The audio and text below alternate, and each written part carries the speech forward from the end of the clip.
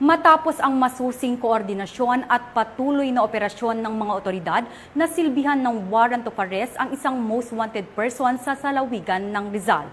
Ito ay bunga ng mas pinaigtinang kampanya ng pulisya laban sa mga wanted persons upang mapanagot sa batas ang mga nagkasala at mapanatili ang kaayusan at katarungan sa komunidad. Patrolman Mark Lawrence Atencio sa report.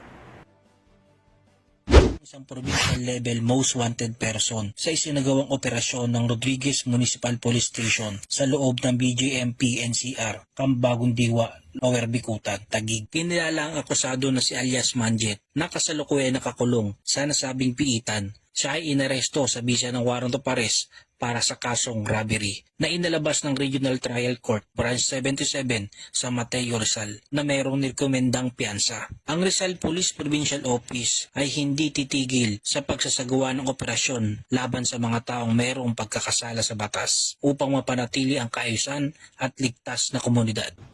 Mula dito sa Calabarzon, ako ang inyong Police News Network Correspondent, Patrolman Mark Lawrence Atencio. Alagad ng batas, tagataguyod ng Balitang Pulis.